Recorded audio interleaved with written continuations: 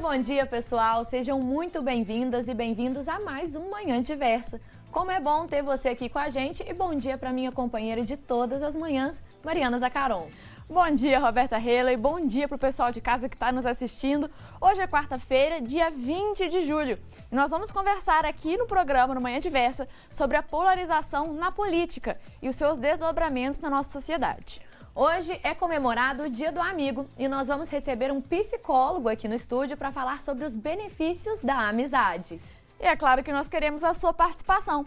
Aproveita a data e faça uma homenagem para o seu amigo ou seus amigos, enviando para a gente uma foto com uma mensagem especial. E ao longo do programa nós vamos mostrar aqui no Manhã Diversa. No quadro Um Café por uma História, um mestre de capoeira vai nos mostrar como o esporte pode ser sim uma ferramenta de transformação pessoal e social. Hangar, eu tenho uma combinação perfeita para o seu almoço. É uma sobrecoxa crocante de forno e purê de batata com queijo Minas. Já deu para ver que tem muita coisa bacana até o meio-dia, né? Então continue ligadinho com a gente, porque o Manhã Diversa tá só começando.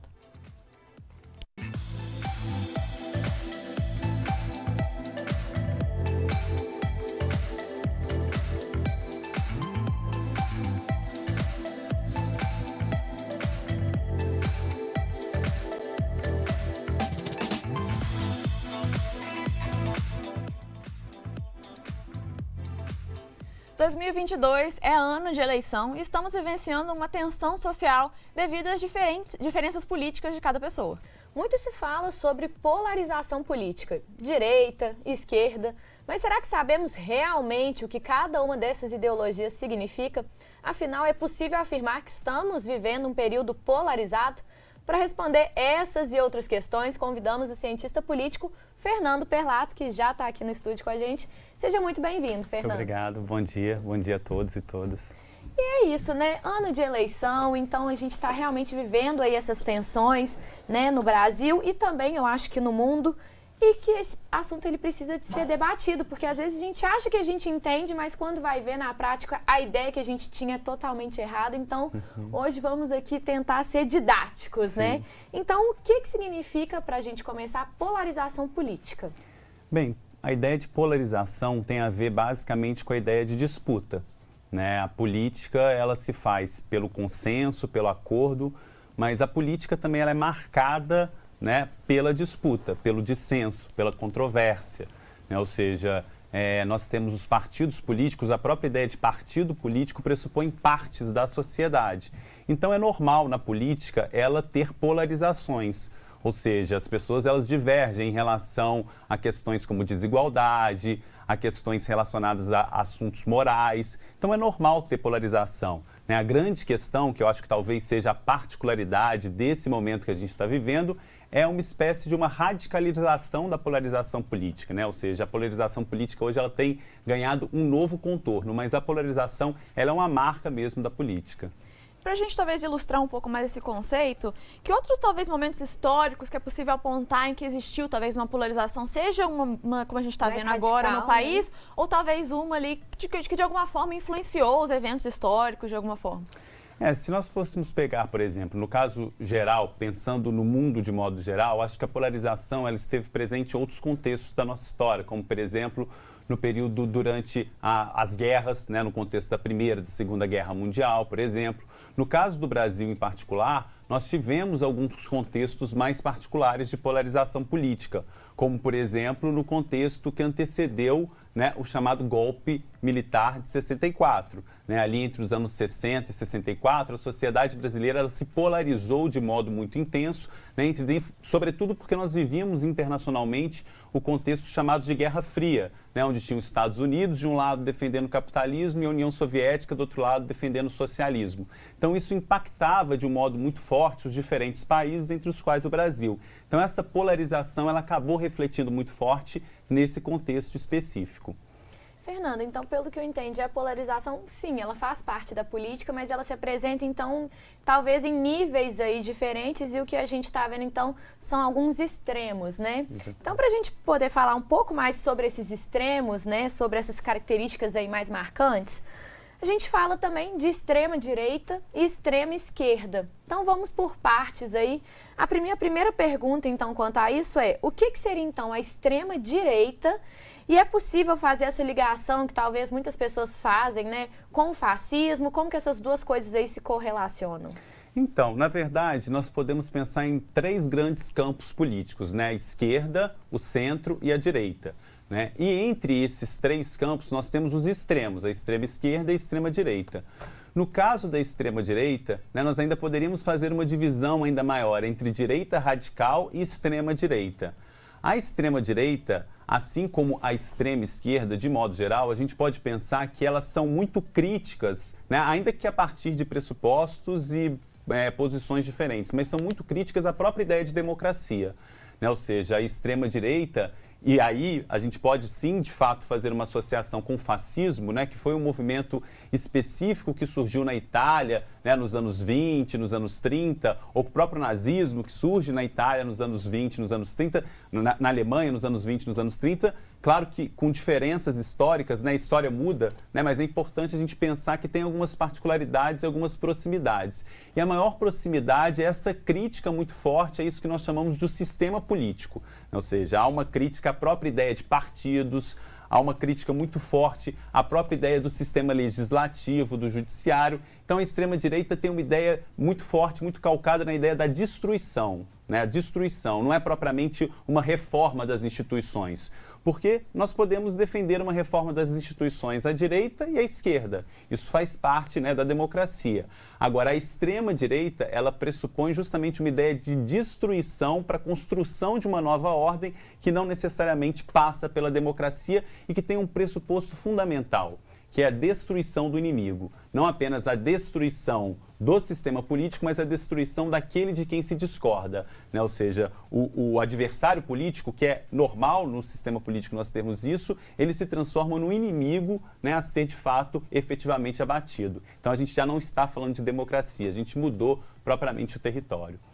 E agora vamos falar do outro lado, né? A extrema esquerda, que também é um termo aí que a gente tem ouvido falar e também muitas vezes com uma ligação aí com o comunismo. Então, afinal, explica pra gente o que é a extrema esquerda e se realmente existe essa relação com o comunismo e o que é o comunismo de fato. Sim, a extrema esquerda ela tem uma aproximação com essa ideia do comunismo, porque o comunismo ele também está ancorado nessa ideia da destruição, né, daquilo que nós chamamos de propriedade privada ou do próprio Estado, que é considerado um Estado dominante, o Estado burguês. Então tem essa proximidade, né? Então a gente tem essa perspectiva que pode ser aproximada.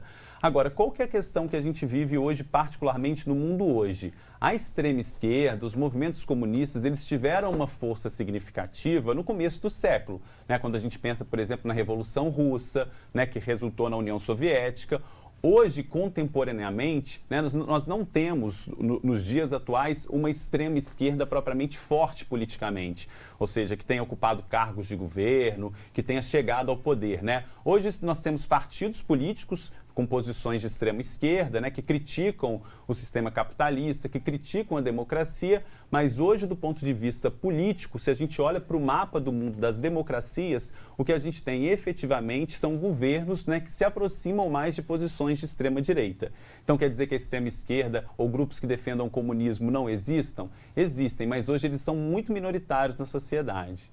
Fernando, agora que a gente já entendeu, então, aí, né, essas principais características, então, pelo visto, independente aí do lado, existe algum alvo, né? Seja destruir o inimigo, seja destruir a propriedade privada, mas realmente algo que direciona e que vai motivar essa mudança, né? Sim. Então, agora que a gente entendeu isso, como que você analisa o cenário hoje, né, do Brasil atual? É possível afirmar que a gente está realmente vivendo aí uma polarização? Qual seria o nível dessa polarização? É possível aí quantificar esse tipo de coisa?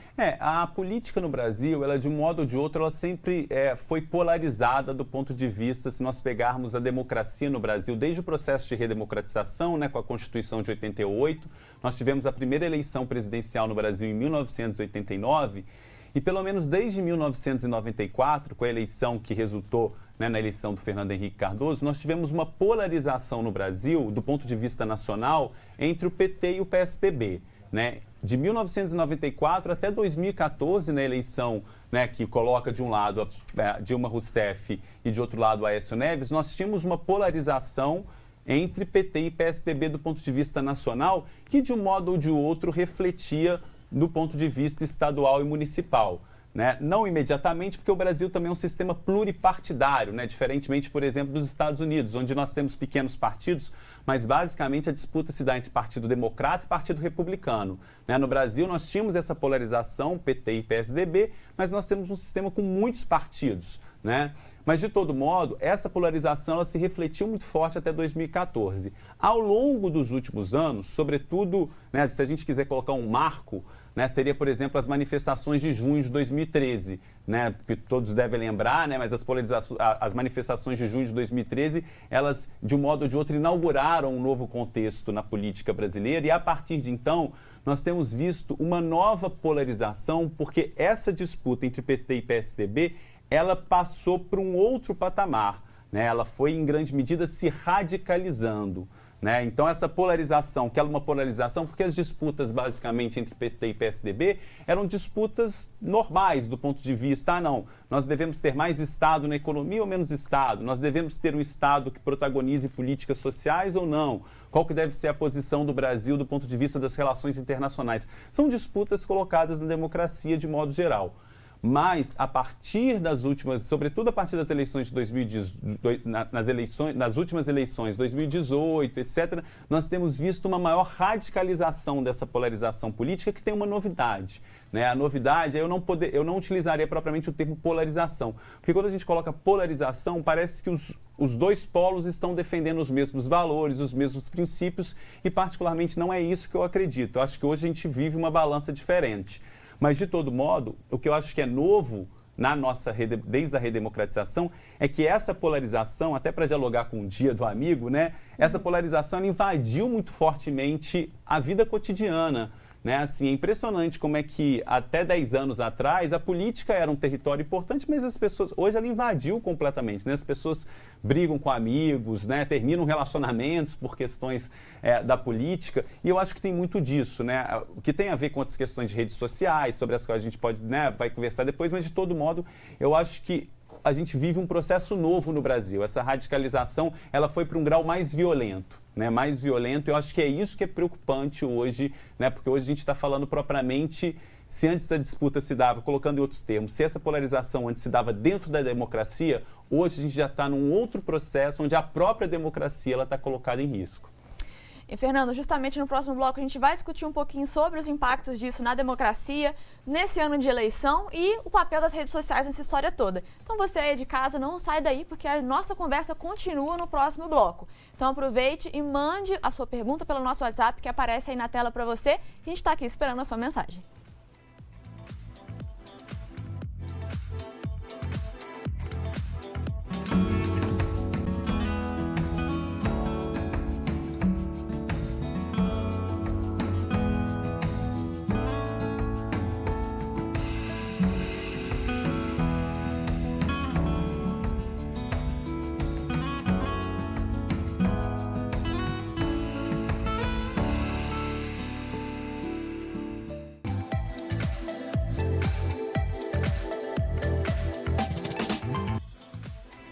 Já estamos de volta com o Manhã Diversa, agora são 10 horas e 16 minutos. E hoje aqui no programa nós estamos conversando sobre a polarização política.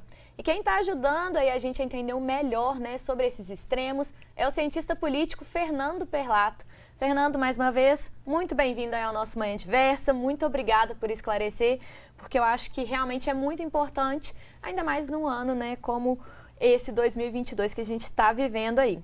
Para a gente entender, então, resgatar um pouco do que você disse na primeira parte da nossa entrevista, afinal de contas, essa polarização que a gente está vendo, seja no Brasil, seja no mundo, o quanto ela ameaça a democracia, e aí gostaria que você falasse um pouco mais sobre isso, né? Sobre talvez essas formas de violência que a gente está vendo aí aumentando, seja aqui, seja no mundo.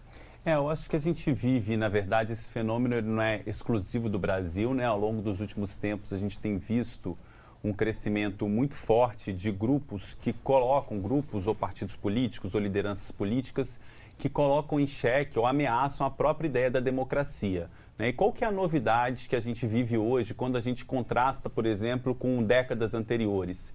É que hoje o risco que a gente vive em relação a isso que nós chamamos de fim da democracia é justamente que a democracia hoje, ela pode morrer por dentro, ou seja, pouco a pouco. Porque a imagem, muitas vezes, que a gente tem de fim da democracia é como se fosse um colapso, né? Um golpe, alguma coisa que acontece assim. E, de fato, as democracias, elas colapsaram no mundo, né? Até, pelo menos, a primeira metade do século XX, desse modo.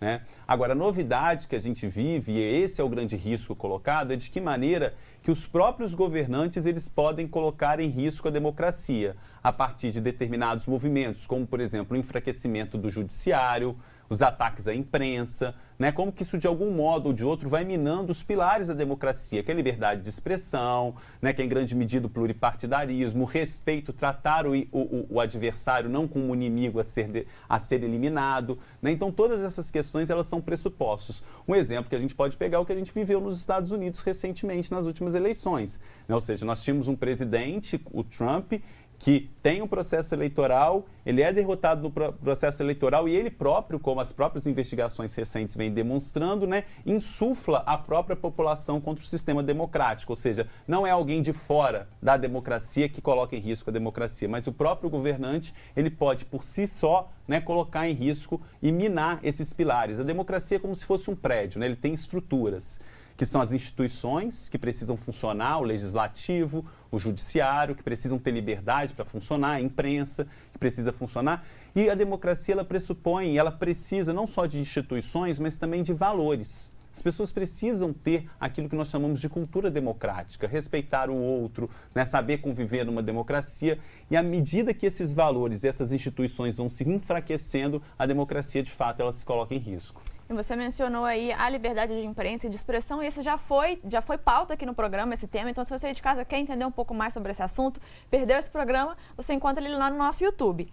E 2022, ano de eleição, com os ânimos à flor da pele, essa polarização ela se torna ainda mais perigosa. Então, quais cuidados que a gente tem que ter nesse momento? Então, acho que o principal, a democracia no Brasil, ela é relativamente recente. Né? Se a gente for pegar a Constituição de 88, a democracia no Brasil ela é de ontem, né? Então a gente tem esse desafio ainda da democracia e, sobretudo, à medida que as gerações vão avançando, aquelas gerações que não viveram o que foi a ditadura de 64 a 85, né, que foi de fato, o que é uma ditadura? É falta de liberdade de expressão, é censura, é repressão, né? Então, assim, à medida que isso vai avançando, a gente tende a naturalizar a democracia. É importante a gente perceber, eu acho que isso parte não só dos partidos, da justiça eleitoral, mas de cada um de nós percebermos a importância disso, de cultivar a democracia, né? Ou seja, de nos indignarmos, como, por exemplo, quando ocorre alguma coisa, como, por exemplo, todos nós testemunhamos um assassinato político que aconteceu recentemente, né? Isso mina a democracia por dentro, né? Então, sempre que nós testemunhamos ataques às instituições, ataques ao processo eleitoral, de um modo ou de outro, se cada um de nós também não nos indignarmos em relação a isso, a gente está, de um modo ou de outro, contribuindo para esse processo. E, para além disso, eu acho que é fundamental, né, nós nos conscientizarmos, porque hoje, né, eu acho que provavelmente depois a gente até pode falar sobre isso, hoje não tem como pensar democracia sem internet, sem redes sociais. Então, acho que tem um processo de conscientização também, que nós estamos em processo de aprendizado, que é isso, ou seja, questão de compartilhamento de informações falsas, né? Hoje, as fake news talvez sejam um dos principais obstáculos para as democracias, né? Vários documentários, vários estudos vêm demonstrando como que as fake news, elas têm colocado em risco justamente esses pilares da democracia, porque você começa a difundir notícias falsas, as pessoas acreditam, você radicaliza as posições políticas e a democracia coloca em risco. Então, acho que esse é o desafio, ou seja, a democracia não é uma responsabilidade somente das instituições, é uma responsabilidade também da sociedade civil e cabe a cada um de nós também cuidar dela. Fernanda, aproveitando que você falou sobre conscientização e responsabilidade, né? Queria falar para o pessoal de casa que é essa justamente aí a nossa tentativa hoje com esse tema aqui no nosso programa, de realmente cada pessoa se conscientizar e se responsabilizar, porque a política ela se faz em conjunto, em coletivo, então assim, independente do lado aí da ideologia que você se encontra, né? Que toca mais assim o que você prefere, o que você não prefere, o que você luta, o que você não luta, eu acho que o respeito ele tem que estar ali Sim. acima de tudo, né? Independente de qual lado aí você segue. E aproveitando que a gente está falando disso também, vamos resgatar então as redes sociais, porque elas realmente viraram aí um campo de batalha. E se as pessoas no tete-a-tete, no pessoal, elas conseguem dar uma segurada, nas redes sociais parece que não tem filtro, né? Então, assim, a violência, ela toma aí grandes proporções, ofensas, fake news. Então, como que essas redes sociais, como que a internet, ela vem aí, talvez, alimentando ainda mais essa violência, essa ameaça à democracia e talvez também essa polarização que a gente está falando hoje? Sim. Acho que as redes sociais, de um modo ou de outro, como você muito bem colocou, né? Ou seja, diferenças políticas, diferenças de visões de mundo, elas são naturais, elas fazem parte, a política é isso. Ou seja, eu não preciso de concordar com você, né, para a gente conviver em uma sociedade democrática. A sociedade democrática, ela pressupõe, como eu disse no início, não apenas consensos, mas também dissensos. A grande questão é como que essas disputas se dão.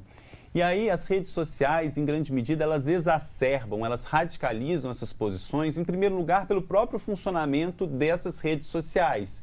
Né? Ou seja, a imagem que muitas vezes os especialistas usam é que hoje nós temos bolhas, né, na qual nós muitas vezes conversamos apenas com aquelas pessoas que nós concordamos na internet.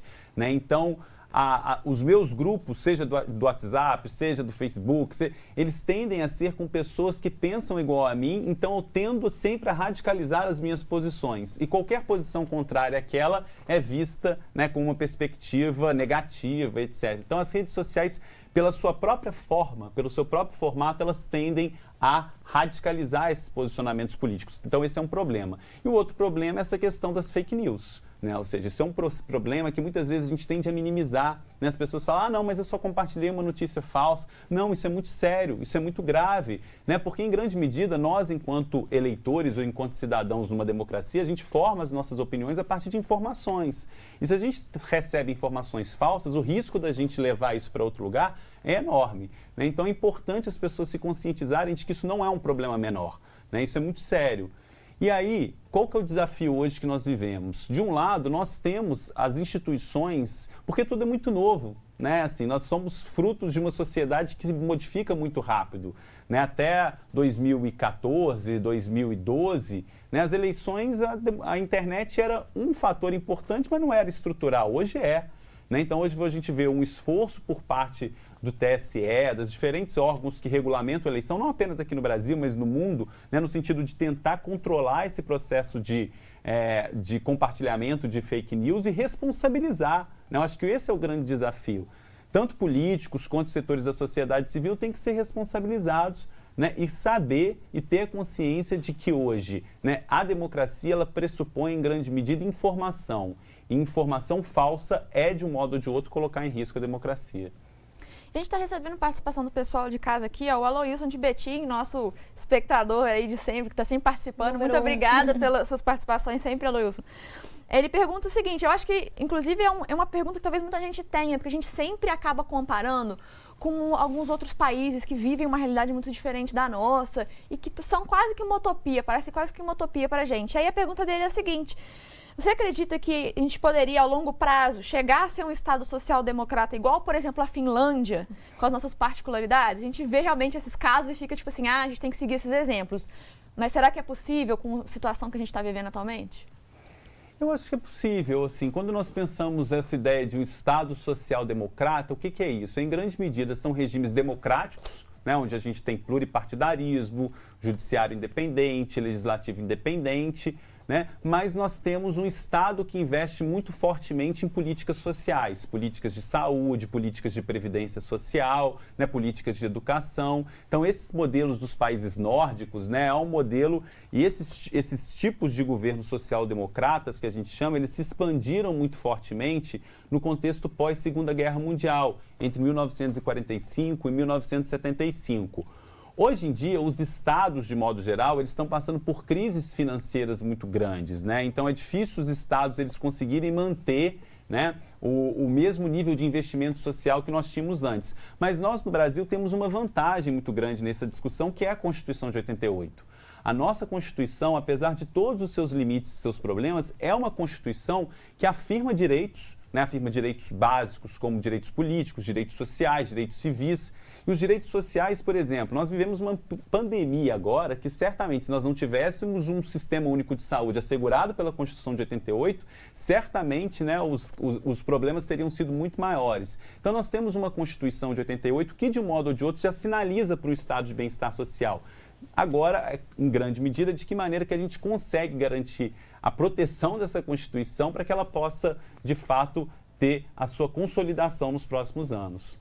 E é difícil fazer essas comparações porque o Brasil é um país continental, né? De tamanho aí continental. Então, realmente, assim, é mais complexo, mas o que alivia um pouco são essas referências aí que a gente tem na nossa Constituição, que são referências internacionais, né? Seja o Sistema Único de Saúde, seja o ECA, que a gente falou aqui também, que realmente é uma referência.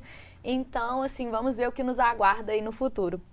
E para a gente ir caminhando para o fim, as próprias lideranças políticas, muitas vezes, elas criam e também alimentam, né, essa disputa aí mais violenta. De que formas, então, essas lideranças elas podem beneficiar, né, talvez aí essa polarização? E como você bem disse, a morte da democracia pode começar por dentro, né, inclusive por essas lideranças. Exatamente. A gente tem eu acho que para a gente pensar até, para não se isolar apenas nas lideranças políticas, eu acho que lideranças de modo geral, seja lideranças da sociedade civil, seja lideranças políticas, elas têm responsabilidade, né? Ou seja, uma liderança política ela não pode falar o que ela bem entender, né? Ela tem responsabilidade naquilo que ela fala. E hoje, o grande problema que nós vivemos em diferentes países onde a gente vive essas ameaças à democracia é justamente que, a depender do que você fala, você pode pensar, né, uma liderança política fala e acha que aquilo ali não tem importância, mas tem, porque aquilo ali cria legitimidade para que lá na ponta, lá embaixo na sociedade, as diferentes pessoas se sintam legitimadas, né, autorizadas a agirem das formas as mais diversas. Né? Ou seja, então o problema está no que se fala, mas na criação desse terreno, a abertura de um território. Poxa, se essa liderança política está falando, logo, né, eu estou autorizado a fazer. Então, acho que esse é um desafio enorme hoje que as lideranças políticas têm, no sentido de se conscientizarem de que as suas palavras não são detalhes, né, elas têm responsabilidade para a consolidação da democracia. Excelente. Eu acho que a gente tem que realmente levar essa mensagem final aí do papel que a gente tem enquanto indivíduo, seja no dia a dia, seja na internet, né, que a gente viu aí que realmente é um ambiente em que os ânimos acabam, às vezes, se exaltando ainda mais, e o papel das lideranças, enfim, né, pra gente estar muito atento, ano de eleição, né, ano aí de decisão, né, e ano a gente realmente ter consciência das coisas que estão acontecendo, parar, olhar com um olhar crítico para as coisas que estão acontecendo, tentar esfriar a cabeça um pouco, a gente sabe que é difícil, às vezes os ânimos realmente se aquecem, mas tentar esfriar um pouco a cabeça, ter um olhar crítico, e agora com essas informações que a gente conseguiu aqui hoje, super valiosas, fica ainda mais fácil. Então, muito obrigada pela sua presença aqui hoje, esclarecendo sobre esse assunto. Obrigado pelo convite. E você aí de casa não sai daí, porque daqui a pouquinho tem Bora Rangar. E hoje a receita tá ótima aí para a hora do almoço, sobrecoxa crocante no forno e purê com queijo Minas. Não dá para perder, né? É só o tempo de beber uma água, tomar um cafezinho e a gente tá de volta.